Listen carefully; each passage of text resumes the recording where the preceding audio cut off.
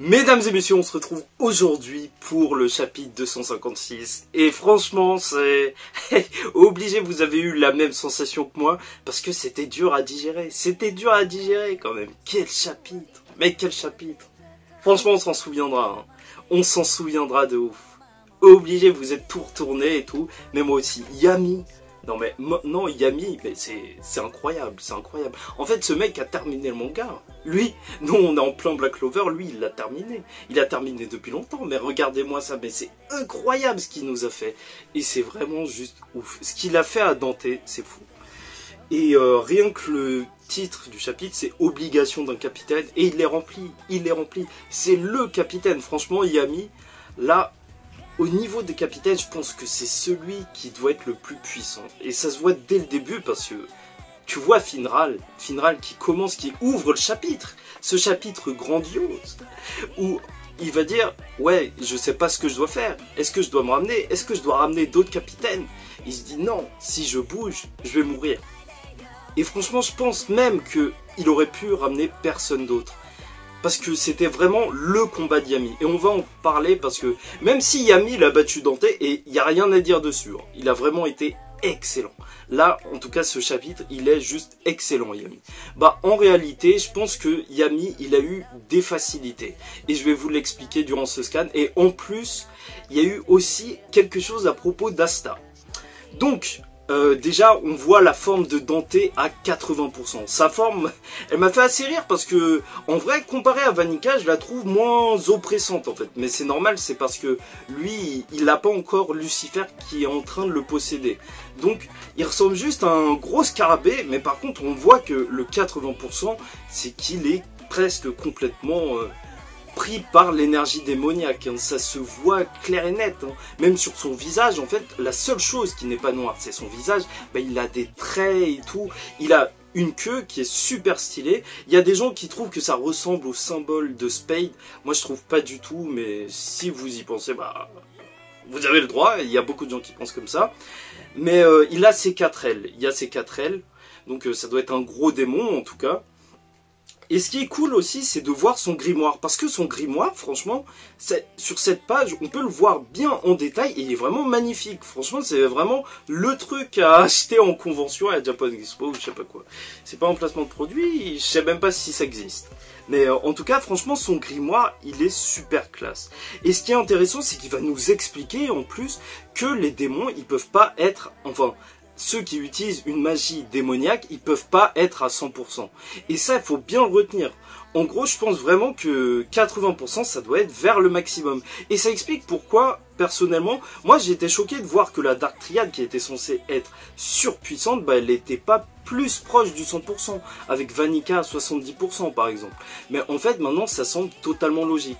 Il nous explique que, voilà, si tu veux être à 100%, il faut que le démon soit dans ce monde-là. Sauf que... étant donné que, voilà, il y a la barrière entre les mondes, en fait, c'est juste des échanges et tout, et donc, ils prennent de l'énergie du démon, mais voilà, il ne pourra jamais arriver à 100% normalement. Et ça, c'est vraiment super intéressant. Ça, c'est vraiment super intéressant, parce que, ce qui est fou, ce qui est vraiment fou, c'est qu'au moment où il va dire ça, il va regarder Asta. Il va regarder Asta et il va dire, normalement, c'est comme ça. En fait, il dit qu'il ne sait pas comment ça se passe pour Asta, et je pense que c'est pas juste un truc comme ça. C'est un gros indice pour nous dire que Asta, il fonctionne pas pareil. Moi, je suis quasiment sûr qu'il se passe quelque chose de vraiment bizarre avec Asta. Peut-être même qu'en vrai, lui, son démon, il est matérialisé dans le monde normal de Clover et qui peut, lui, passer à 100%. Ça se trouve que son démon, lui, il est dans le grimoire, mais entièrement, et que c'est pas juste un échange d'énergie avec l'autre monde. Mais vraiment, cette case, elle change vraiment tout. Franchement, quand on aura des révélations sur Asta, faut se dire que ça a commencé avec ça.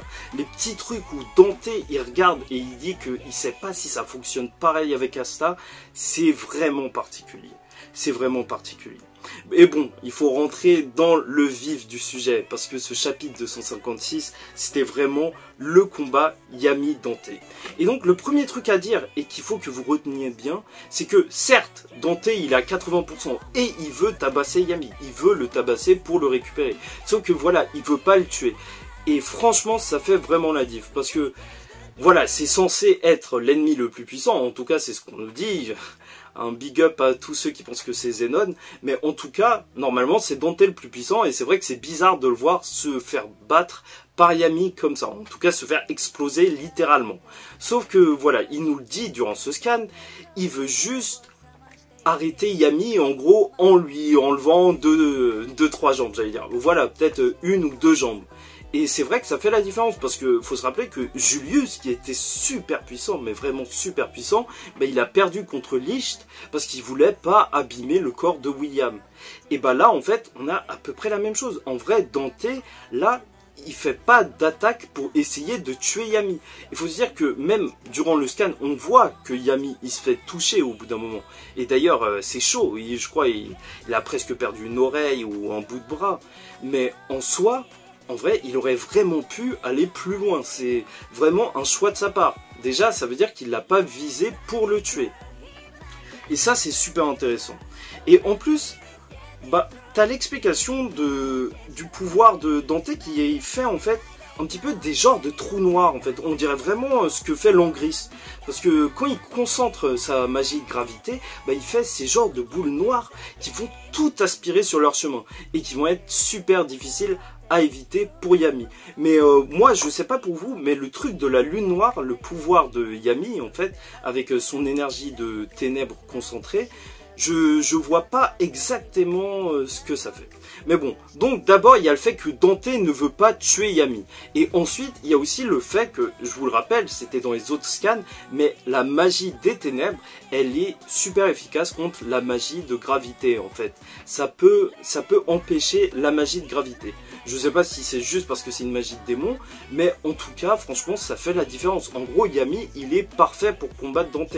C'est pour ça que si vous voyez un autre capitaine perdre misérablement contre Dante, c'est sûr, Yami, il est super fort. Mais ça veut pas dire que le capitaine, il est faible. C'est que vraiment, là, Yami, il est fait pour ce combat. Et en plus, Dante, il veut même pas le tuer. Et ce qui est fou, c'est que Yami, il va utiliser plusieurs fois son Dimension Slash. Et en fait, la boule de gravité, là, le genre de trou noir de Dante, il va même aspirer ça. C'est ouf parce que ce qui est censé être différent, en fait, avec cette attaque de Yami, ce qui est ouf, c'est que c'est pas une attaque physique, en fait. C'est censé être autre chose. Ça veut dire que normalement, il donne un coup. Quand quelqu'un donne un coup d'épée, normalement il le fait aussi avec sa magie de ténèbres. Ça peut être contré par un bouclier ou un truc comme ça. Mais ce qu'il y a de spécifique à cette attaque, c'est que normalement il n'y a rien qui peut la bloquer. Ça coupe à travers les dimensions. C'est même pas un truc physique. Et c'est pour ça que c'est super puissant. Et c'est vraiment remarquable de voir que Dante, il arrive même à absorber ce coup. Et c'est là que le chapitre il commence vraiment. Mais Yami, il commence à devenir malade, c'est qu'il commence à concentrer directement sa mana zone et en fait il la concentre tellement qu'elle devient toute petite et grâce à ça il va se donner à fond pour juste esquiver les attaques. Bon, il va se faire toucher une fois, mais ça c'est le début de la fin parce que quand il concentre sa mana zone comme ça, c'est une explosion de mana qui va se passer. Et donc, à la fin de ce chapitre, quand il commence à concentrer son énergie, mais c'est un truc de fou, il concentre sa mana zone pour donner un coup. Même Lucifer, il y croit pas, et même nous, on n'y croit pas, parce que ce truc, il est ouf. Tu vois qu'il est comme ça avec son épée, il va faire juste un petit coup, et bim, et ça fait un canon, mais le canon, il est juste incroyable. Et c'est vraiment fou de voir Dante dans cette position. Franchement, ça pourrait être la couverture d'un tome, tout le monde achèterait. Ce chapitre était vraiment fou. Et je sais que vous aussi, vous avez dû le trouver fou. Ça a dû vous choquer parce que moi, personnellement, j'étais pas bien. J'ai mis du temps avant de comprendre et tout. Même s'il n'y a pas grand chose à dire, parce que c'est juste un chapitre où il n'y a que du combat, c'est ouf. Yami, il est vraiment au-dessus là. Au niveau des capitaines, il est vraiment au-dessus. Certes, voilà, Dante voulait pas le tuer, et en plus, il a la bonne magie pour le combattre, sauf que là, c'est vraiment ouf ce qu'il nous fait Yami. Il a vraiment tout donné. Et après, bon, voilà, il faut dire la vérité. Franchement, Yami, excellent. Vraiment excellent. Sauf que, est-ce qu'il peut vraiment battre Dante? Bah, en soi, c'est chaud, c'est chaud. Sauf si Tabata, il veut vraiment nous faire une grosse surprise, en changeant vraiment des habitudes. Mais je pense vraiment pas, parce que c'est juste le début de l'arc. En vrai, l'arc, il a commencé depuis 30 chapitres. Il a juste commencé depuis 30 chapitres. Il peut pas mourir maintenant. Et en plus, tout le plan, vous savez, j'ai fait la théorie, d'ailleurs j'espère que vous l'avez regardé, comme quoi je pense vraiment que la Dark Triad, ce serait intéressant qu'elle réussisse son plan de réunir les mondes. Donc en soi, moi je pense vraiment que Yami, il va se faire battre dans le prochain chapitre. Sûrement comme avec ce qui s'est passé avec Vanica, donc Lucifer qui prendrait le contrôle de Dante. Et même si normalement, techniquement, ça devrait pas lui rajouter de puissance parce qu'il restera à 80%, bah en soi, Lucifer, c'est celui qui utilise le mieux la magie de gravité. C'est sûr et certain, c'est sa magie. Et finalement, ce qui est cool, c'est que dans le prochain chapitre, on va enfin voir, parce que là, la magie de chair, je la sens gros comme une maison. Vous vous rappelez, je vous en ai parlé il y a plusieurs chapitres, comme quoi, je pense que, voilà, Zenon, c'est magie de squelette, Vanica, c'est magie de sang, et Dante, c'est la magie de chair. Et là, bah, c'est le moment pour nous le montrer, parce que s'il fait rien, il est mort. Mais on a vu qu'il avait une super capacité de régénération, et il va juste continuer, obligé. Bon, alors j'espère que vous avez apprécié la review de cette semaine. C'était pas une grosse review, il n'y avait pas grand chose à dire, parce que voilà, c'était une vidéo qui était juste du kiff en fait. Parce que le chapitre, c'était juste du kiff cette semaine. Donc voilà, pas grand chose à dire, mais c'était juste excellent. J'espère que vous avez apprécié. N'hésitez pas à liker, à commenter. On se retrouve en commentaire. N'hésitez pas à me parler du scan et à me dire ce que vous pensez pour la suite. Si vous croyez qu'il a vraiment battu Dante, parce que je suis sûr que c'est possible. En vrai, il y a des possibilités. Mais bon, allez, ciao tout le monde, paix sur vous.